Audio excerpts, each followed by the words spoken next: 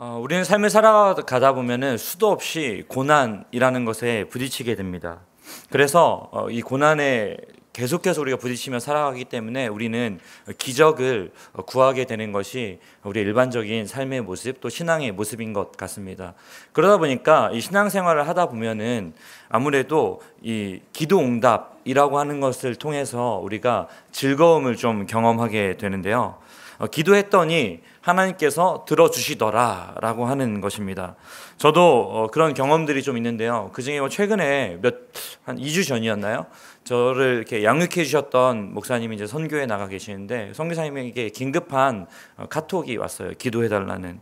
다름 아니라 선교사님이 터키에 선교하시는 분이었는데 선교사님이 전도한 무슬림 친구가 이렇게 예수님 믿는다는 사실이 발각되어서 그 내일 이제 그 관련돼서 이렇게 누군가를 만나야 하는데 좀 선하게 이루어질 수 있도록 기도해 달라라는 부탁이었어요. 그래서 그 밤에 저하고 리더들한테 저희가 막 연락해가지고 좀 기도해 달라라고 요청을 했는데 감사하게도 그 다음날 아침에 되어서 연락이 왔는데 그 친구가 그 기독교인이라는 사실을 밝힐 수밖에 없는 사실을 밝히고 했는데도 아무 일 없었고 오히려 그냥 그 순탄하게 지나가서 기독교인이라는 사실을 약간 공식적으로 이렇게 내세우고 신앙생활을 할 수 있게 되었다라고 하는 것이었습니다.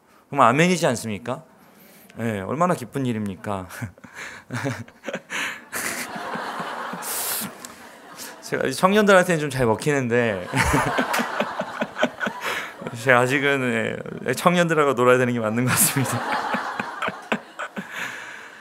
이렇게 기도 생활이 신앙생활에 활력을 주기도 하지만 반대로 저는 그 신앙생활이 힘든 이유가 기도의 응답이 있는 것을 경험하기도 했습니다. 열심히 믿고 순종하고 또 기도해 보지만 고난 가운데 하나님이 버려두시는 것 같고 하나님이 응답해 주시지 않는 것 같은 경우도 참 많이 있었기 때문에 그렇습니다.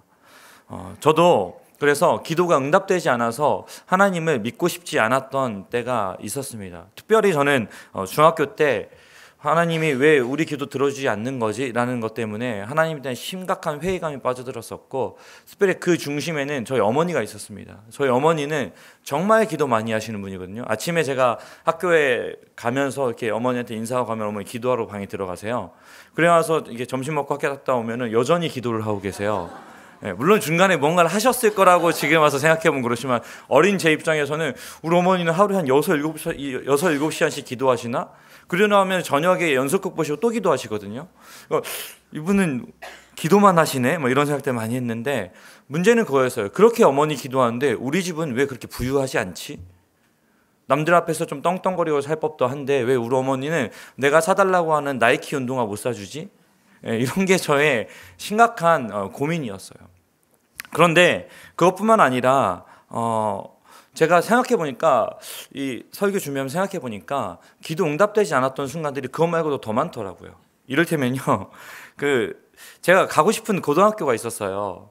아주 집에 가까운 뭐 한 10분이면 되는 정말 우리 어머니가 저는 뭐 기도 많이 안 했지만 저희 어머니가 기도를 정말 열심히 했습니다. 우리 아들 꼭 그 학교 가게 되려고. 저희 반에서 거의 저희 반에서 70% 정도 되는 친구들이 그 학교에 다 갔습니다. 그리고 5명이 그 학교 못 갔거든요. 네, 그 중에 한 명이 저였습니다. 좀 떨어진 학교로 가게 되는데 물론 그 학교가 참 좋았습니다. 좋은 학교 갔는데요. 또 한 가지가 있다면은 우리 어머니가 그렇게 재어서 수능 잘 보게 해달라고 기도했어요. 근데 제가 평소 모의고사 점수에서 80점에서 100점 정도 떨어진 점수를 맞게 되었습니다. 1교시 끝나고 어머니께 전화를 드렸어요. 엄마, 안 될 것 같아요. 듣기평가를 못 들었어요. 국어 듣기평가를 못 들었다는 게 말이 됩니까? 그래서 우리 어머니가 그 길로 그 옆 학교, 제가 시험 보는 학교 옆에 그 친구 집에 와서 그 학교만 보면서 끝까지 보게 해달라고 기도를 했다고 해요. 그래서 저한테도 전화로 끝까지만 보고 나와라 아들. 이래서 어머니 무서워가지고 끝까지 보고 나왔는데 그래서 본의 아니게 신학교 입학해서 이러고 있습니다. 이것뿐만 아니라 신앙생활을 하고 또 살아가다 보면은 하나님께서 내가 당하는 고난에 대해서 외면하시는 것처럼 느껴질 때가 참 많이 있습니다. 우리가 잘 알고 있듯이 욥 같은 사람들이 대표적인 인물이잖아요. 대체 하나님께서는 기도를 응답해 주시지 않고 그렇게 수많은 사람들에게 기적을 주시는가 하면은 우리에게 기적보다는 고난을 주시는 이유가 무엇일까요? 저는 신앙생활을 하면 할수록 참 어렵다라는 생각을 하게 됩니다. 성경에도 오늘 보니까 참 곤란한 상황에 있었던 한 사람이 등장합니다. 이 사람은 날 때부터 맹인이었던 사람입니다. 자신의 의지와 노력과는 전혀 상관없이 태어날 때부터 앞을 볼 수 없었습니다. 아마도 태어날 때부터 앞을 볼 수 없었기 때문에 그 자체가 익숙할 수도 있었지만 그래도 분명히 불편한 점이 참 많이 있었을 것입니다. 그런 자신의 상황조차도 불편하고 힘이 들었을 것은 분명합니다. 본인 스스로. 하지만 당시 사람들이 가지고 있었던 그 인식 때문에 이 사람은 더 힘들었을지도 모르겠습니다. 왜냐하면 그때 당시의 인식이 뭐냐면요, 장애를 가지고 태어난 사람은 부모의 죄로 인해서 저주를 받고 태어나서 그렇게 되었다라는 인식들이 그 당시에 있었기 때문입니다. 무슨 말이에요? 이 맹인이 앞을 볼 수 없이 태어난 것은 하나님의 저주를 받았다라는 것입니다. 사람들은 이 맹인의 모습을 보면서 그 부모가 무슨 죄를 지었길래 또 이 사람은 하나님의 저주를 받고 태어났구나 라고 수군거렸을지도 모르겠습니다. 그런 맹인에게 오늘 성경에 보니까 예수님 찾아가십니다. 다가가셔서 맹인 앉아 있었는지 어떤 모습을 있었는지 잘 모르겠어요. 그런데 뒤에 나오는 이야기를 보면은 맹인이 거지였다 이렇게 표현하는 걸로 봐서는 구걸하면서 땅에 이렇게 앉아 있었겠죠. 그런 맹인에게 예수님께서 다가가셔서 침을 땅에 뱉으십니다. 그리고는 침의 진흙을 이겨서 그걸 이렇게 들어서 눈에 바르십니다. 그럼 예수님의 침의 이 진흙을 이겨서 이 눈에 바르는 것이 어떤 효능이 있는 것일까요? 제가 어렸을 때 밖에서 이렇게 소꿉놀이 같은 거 하잖아요. 소꿉놀이 하다가 이렇게 넘어지거나 이러면 다치잖아요. 다쳤을 때 이거 놀이니까 이제 의사 선생님이 필요하잖아요. 다쳤으니까.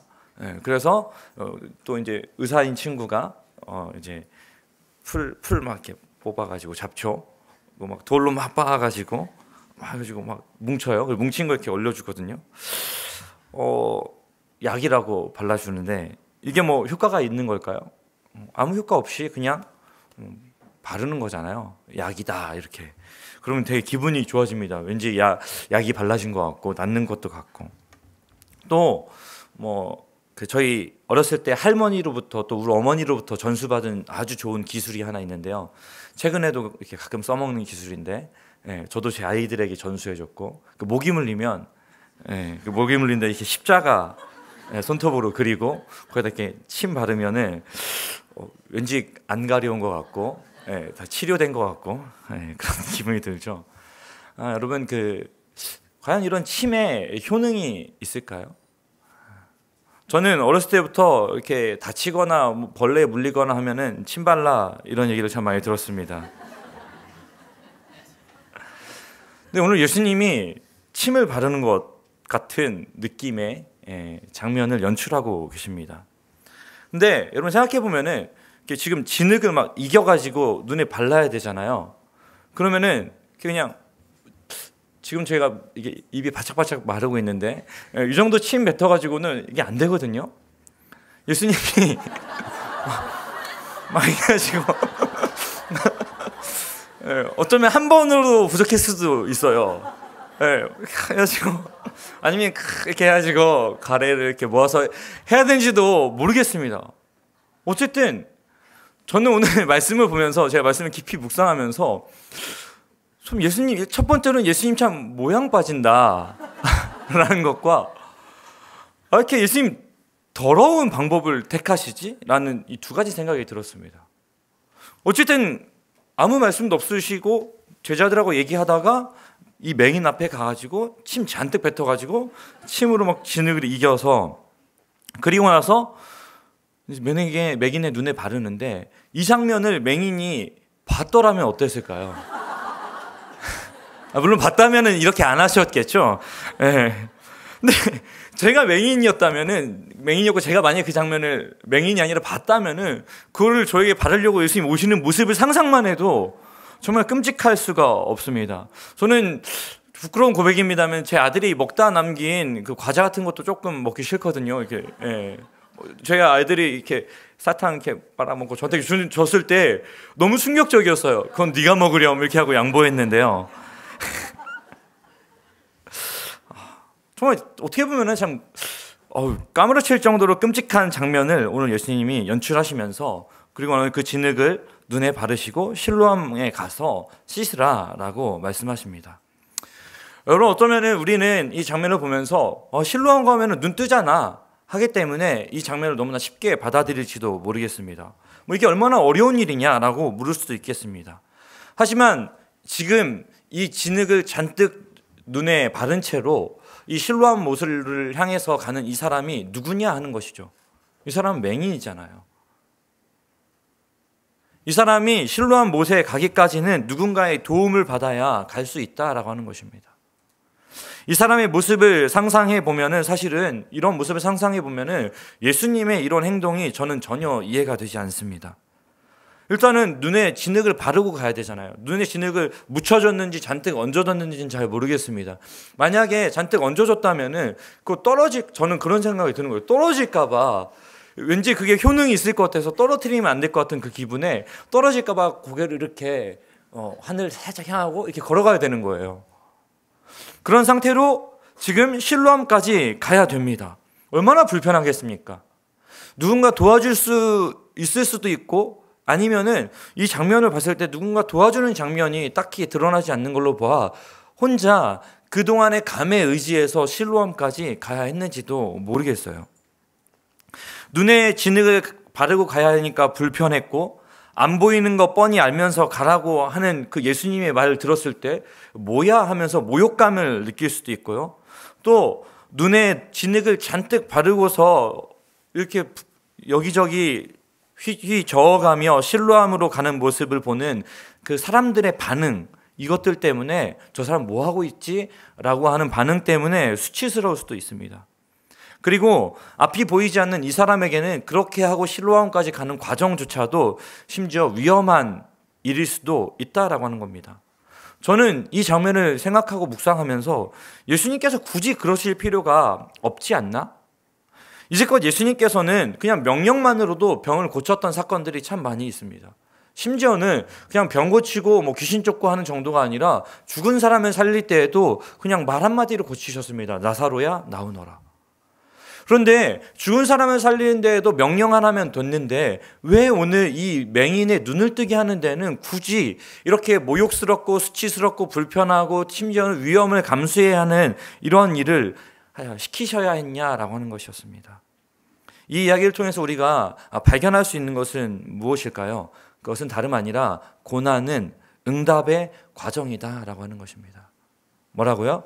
고난은 응답의 과정입니다. 네. 고난이 응답의 과정임을 믿을 수 있으시기를 주님의 이름으로 축복합니다. 사랑하는 여러분, 불편함, 모욕감, 수치심, 위험을 지나면은 치유가 있다라고 하는 것입니다. 오늘 이 맹인의 이 치유 사건을 통해서 우리가 볼 수 있는 것이 바로 이것입니다. 그런데 방금 우리가 이 맹인의 이야기를 통해서 살펴볼 수 있는 것처럼 응답과 치유로 가기까지가 어렵다라고 하는 거죠. 나아만 장군 이야기가 저는 오늘 이 말씀을 묵상하다가 생각났어요. 나아만 장군 이야기를 봐도 그렇지 않습니까? 열왕기하 5장 11절을 보면요, 우리 함께 보겠습니다.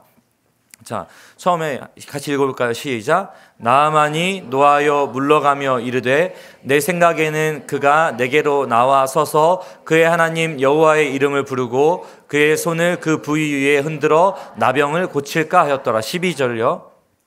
네. 다메섹 강 아바나와 바로발은 이스라엘 모든 강물보다 낫지 아니하냐? 내가 거기서 몸을 씻으면 깨끗하게 되지 아니하랴 하고 몸을 돌려 분노하여 떠나니. 11절에 시작하는 말이 뭐냐면요, 나하만이 노했다고 표현합니다. 그리고 12절의 마지막 말이 나하만이 분노하여 떠났다고 이야기합니다. 왜요? 나만이 기대했던 것은 그것입니다. 엘리사 선지자가 나와가지고 자신에게 뭐 명령을 하든지 그의 손을 얹든지 해가지고 고치는 놀라운 기적을 원했다라고 하는 거죠. 그런데 나하만이 하고 있는 것은, 나하만이 아니라 엘리사가 하고 있는 것은 무엇이죠? 나와보지도 않고 사환한테 얘기해서 요단강 가서 몸을 7번 씻으십시오라고 이야기하는 겁니다. 나하만이 분노한 겁니다. 내가 목욕할 거면 여기까지 뭐하러 왔겠냐고요. 왜요? 요단강은 이 나하만 장군이 보기에는 아주 조그만 색강에 불과한 것이 개울가에 불과한 것이 요단강이었기 때문에 여기까지 와서 굳이 몸을 씻을 필요가 없다라고 하는 것입니다. 굉장히 분노할 법한 만한 것이죠. 왜요? 나하만에게 이거 역시 오늘 맹인이 겪었던 것처럼 불편하고 모욕스럽고 수치스러운 장면이기 때문에 그렇습니다. 사랑하는 여러분, 오늘도 우리는 신앙생활을 하면서 이와 비슷한 경험들을 하면서 살아갑니다. 불편함, 모욕감, 수치, 심지어는 위험을 견디면서 우리는 신앙생활을 하며 살아가고 있습니다. 그래서 자꾸 이런 질문들이 떠오릅니다. 왜 나만 이렇게 어렵게 하시나? 라는 질문들이 수도 없이 괴롭힙니다. 왜냐면요, 우리가 살아가다 보면은 주변에 보면요, 예수 믿고 잘 됐다라는 이야기들이 너무 많이 들립니다.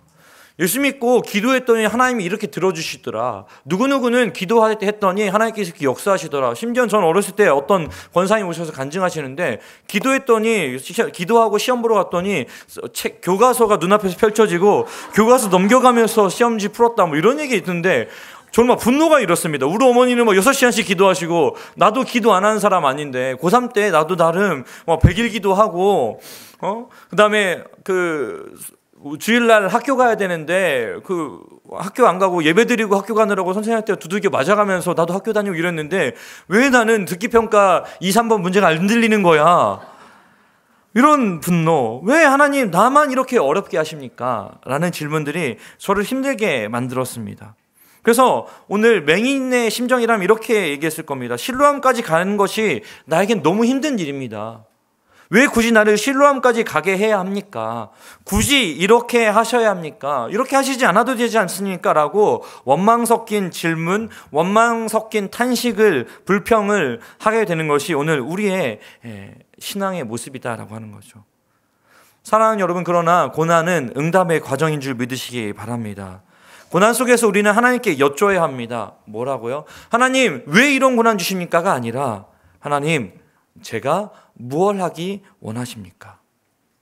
하나님, 제가 무엇을 하기 원하십니까? 오늘 이 맹인에게는 예수님께서 무엇을 하기 원하셨습니까? 이거 묻히고 그냥 실로암까지 어떻게 되든 가는 것입니다. 예수님께서 하신 말씀은 실로암 가서 씻어라 이 한마디였습니다. 오늘 맹인이 찾았던 것은 실로암 가서 씻는 것이었고 그것이 예수님께서 원하시는 순종이었고 그 과정 속에서는 어떠한 고난이 있을지라도 그것은 응답의 과정이다라고 하는 것이죠. 사랑하는 여러분, 오늘 우리 삶 속에서 어떠한 문제를 눈앞에 두고 기도하고 계십니까?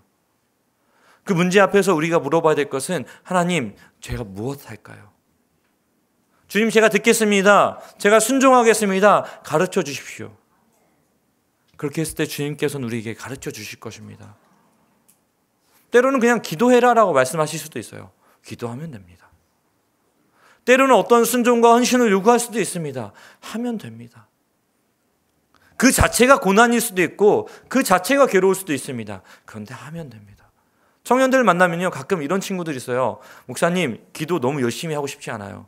목사님, 너무 예배 열심히 드리고 싶지 않아요. 왜? 그러다 하나님이 너무 빡센 요구시키면 어떡해요?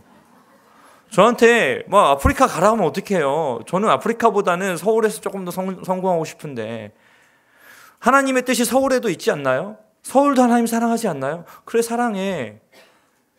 그렇지만 아프리카는 가고 싶지 않아요. 고난은 하나님의 응답인 줄 믿으시기 바랍니다. 응답의 과정인 줄 믿으시기 바랍니다. 이쯤 되니까 이제 아멘이 안 나오죠. 나한테도, 우리 아들도 사랑하는 여러분, 다시 한번 말씀드립니다. 고난은 응답의 과정인 줄 믿으시기 바랍니다. 한 가지 더 생각해 볼 곳이 있다면 이 맹인은 예수님께 고쳐달라고 요청한 적이 없다는 것입니다. 오늘 성경을 자세히 보십시오, 여러분. 우리가 이 치유 사건들, 예수님의 치유 사건들을 이렇게 보시면요, 대부분 예수님 나 고쳐주십시오라고 외치거나 뭐 이렇게 뭐 어떤 필요에 의해서 뭐 예수님 옷자락을 붙잡았다거나 이런 이 고통받는 사람의 노력이 있습니다. 하지만 오늘 이 맹인의 치유 사건에서는 맹인이 예수님께 고쳐달라고 요청한 적 한 번도 없습니다. 그냥 맹인은 앉아있고 자기들끼리 얘기하다가 갑자기 해가지고 치유 사건을 시작하시는 것이죠. 다짜고짜 다가가지고 바닥에 침 뱉고 막 그러고 그거 바르시고, 저는 좀 되게 특이한 장면이다라는 생각을 하게 되었습니다.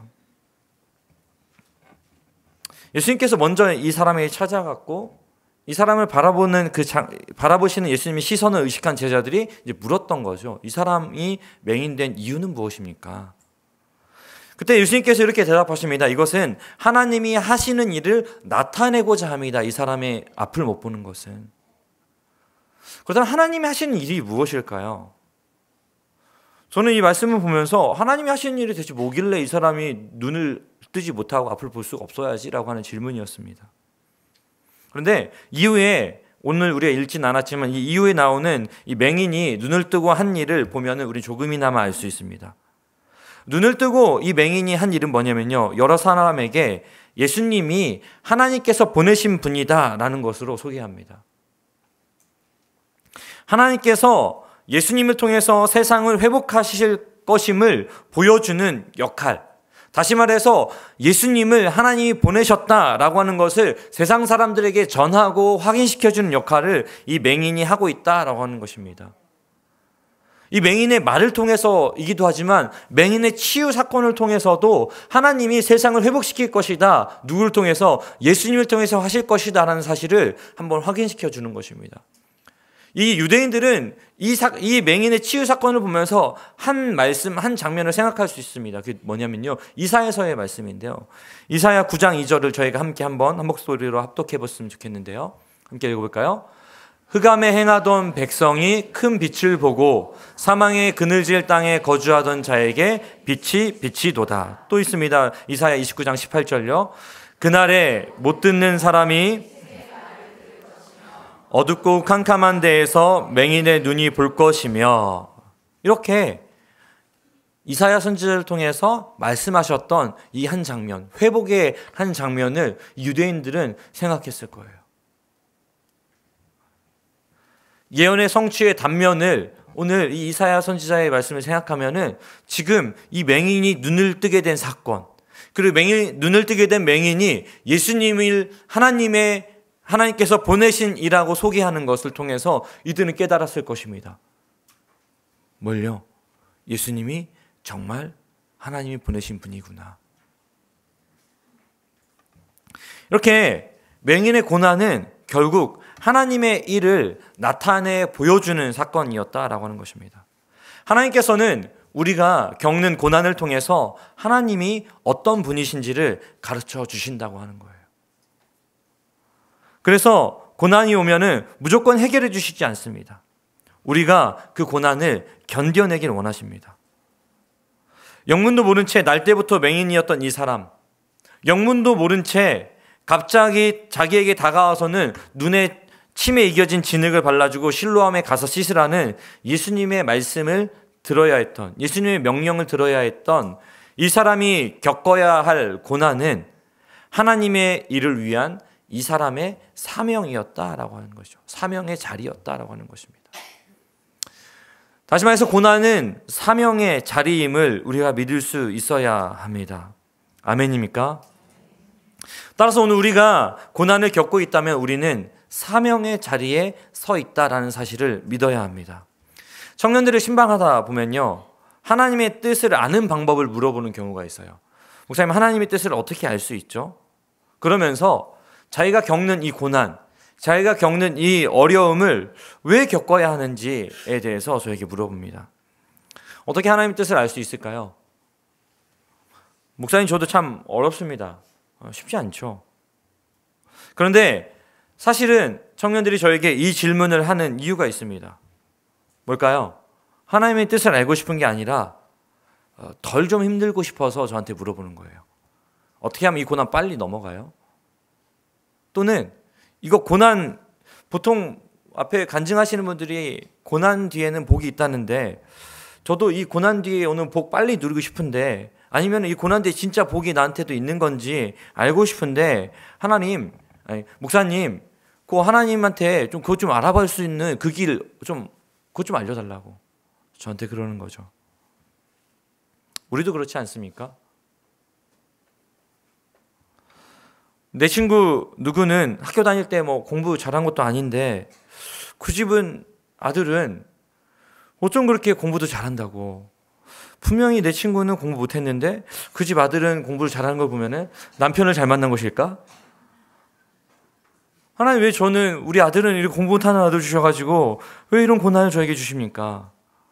제가 결혼 전에 제 얘기가 아니고요, 결혼 전에 수많은 괜찮은 남자들 다 마다하고 하나님께 순종하겠다고 믿음 좋은 남자만 내가 보겠다고 기도했는데, 하나님, 내가 뭐 어떤 세상의 기준 말고 믿음 좋은 남자만 보겠습니다 기도했는데, 결혼했더니 정말 믿음만 좋은 남자 만나가지고 나한테 왜 이런 고난 주시냐고.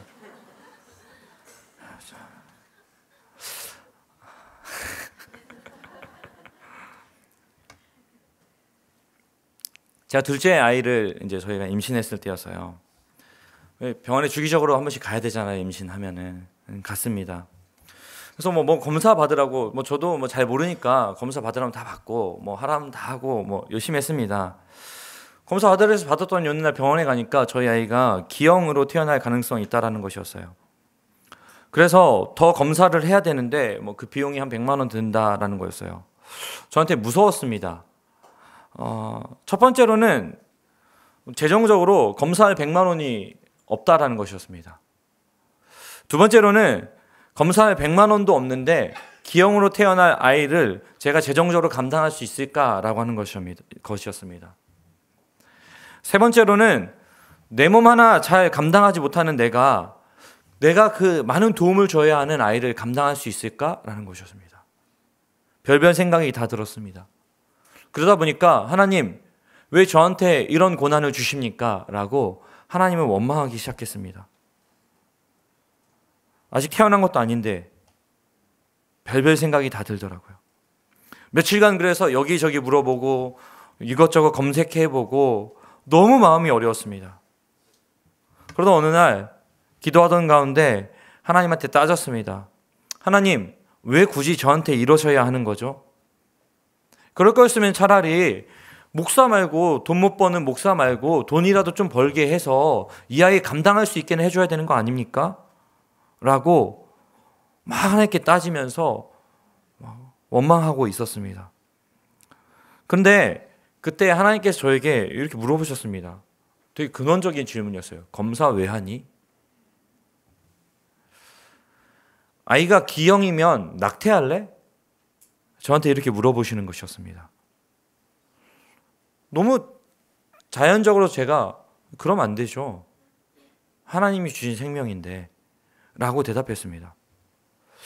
그런 생각해 보니까 제가 이 아이가 기형이라는 게 밝혀지면은 낙태할 것도 아닌데 이 검사는 왜 했으며 또 이거를 더 깊이 알아보는 그 검사는 또 정밀 검사는 왜 해야 되는지 되게 쓸데없는 짓이라는 생각이 들었습니다. 그냥 나는 이 뱃속에 있는 아이가 하나님 주신 생명이라 생각하고 저와 제 아내가 잘 지금 뱃속에 있을 때 잘 준비하고 또 어떤 아이가 나든지 하나님 주신 생명이니까 하나님 주신 생명이라는 범위 안에서 또 나에게 허락하시는 범위 안에서 내가 할 수 있는 최선을 다해서 이 아이에게 하나님의 사랑을 전해주면 되는 거 아닌가? 라는 생각이 들었습니다. 그리고 나서는 우리가 잘 알고 있는 고린도전서 10장 13절의 말씀이 떠올랐습니다. 우리 잘 알고 있는 말씀 함께 읽어볼까요? 사람이 감당할 시험 밖에는 너희가 당한 것이 없나니 오직 하나님은 미쁘시 너희가 감당하지 못할 시험 당함을 허락하지 아니하시고 시험 당할 즈음에 또한 피할 길을 내사 너희로 능히 감당하게 하시느니라. 아멘.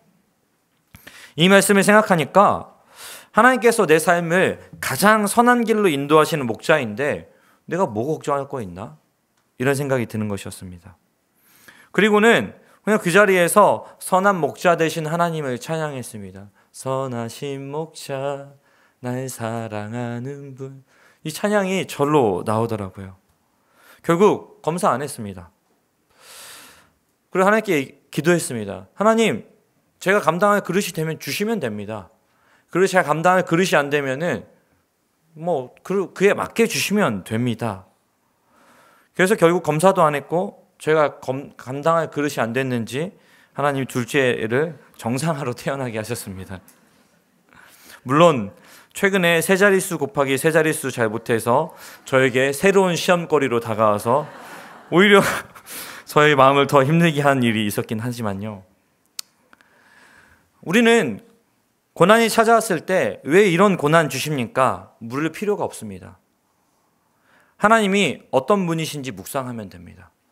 저는 선하신 하나님, 좋은 것 주시는 하나님을 묵상했습니다. 그리고 그 자리에서 하나님, 저에게 뭐 가르쳐주기 원하세요? 라고 물었습니다.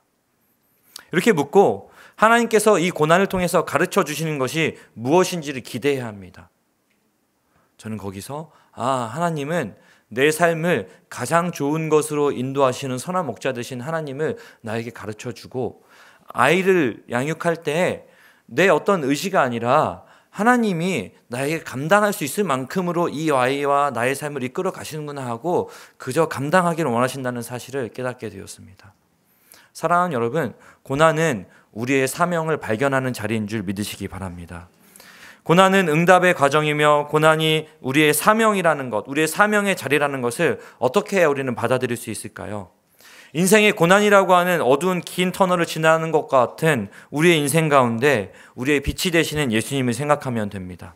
히브리서 4장 15절에 보니까요, 우리에게 있는 대제사장은 우리의 연약함을 동정하지 못하시리가 아니요 모든 일에 우리와 똑같이 시험을 받으신 이로되 죄는 없으시느니라. 예수께서 고난의 어두운 터널을 지나는 우리에게 빛을 주시기 위해서 친히 십자가의 고난을 당하시고 죽음의 고난을 당하신 줄 믿으시기 바랍니다.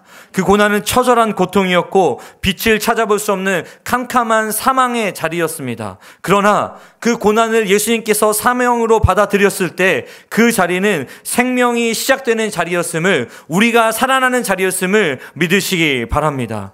예수님을 닮기 원하고 예수님을 따르기 원하는 우리의 삶도 마찬가지일 것입니다. 지금 겪고 있는 고난은 응답의 과정입니다. 지금 겪고 있는 우리의 고난은 사명을 발견하는 자리, 우리의 사명의 자리임을 믿으시기 바랍니다. 그 고난에 예수님께서 함께하고 계심을 믿으시기 바랍니다. 마지막으로 이 얘기만 하고 마무리하기 원하는데요, 설교를 준비하면서 제가 홍성원 목사님이라는 분이 떠올랐습니다. 이분은요, 선천성 소아 조로증을 앓고 있는 아들을 양육하는 목사님이셨습니다.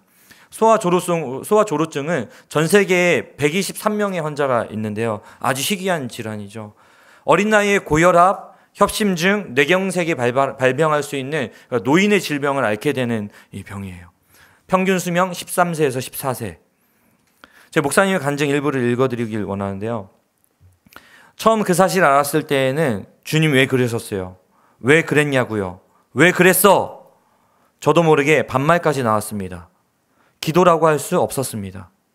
그저 계속 따지고 화까지 냈습니다. 처음 원기의 병을 알고 나서 밤마다 아내와 원기가 유치원을 다닐 수 있을까?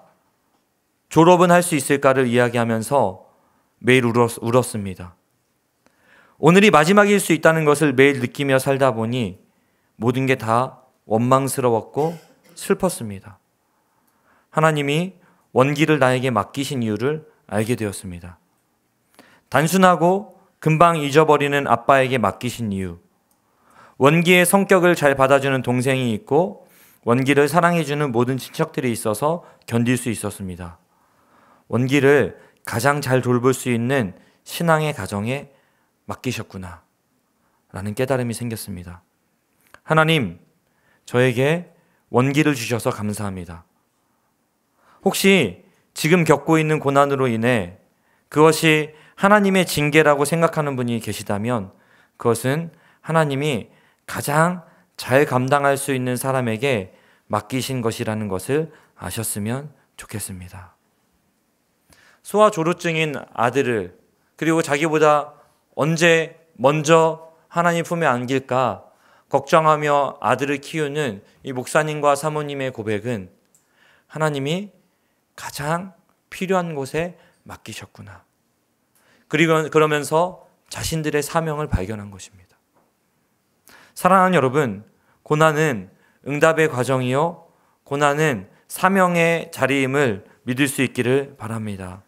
날 때부터 맹인이었던 이 사람은 고난을 통해 눈을 뜨게 되었고 어둠 속에서 빛을 보게 되었습니다.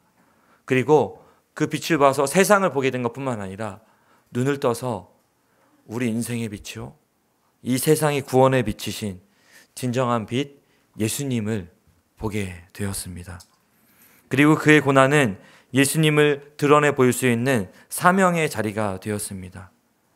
이 이야기가 오늘 우리 모두의 이야기가 되길 바랍니다. 고난 중에 함께 하시며 고난을 통해 성장시키시는 하나님의 손길을 경험할 수 있기를 바랍니다.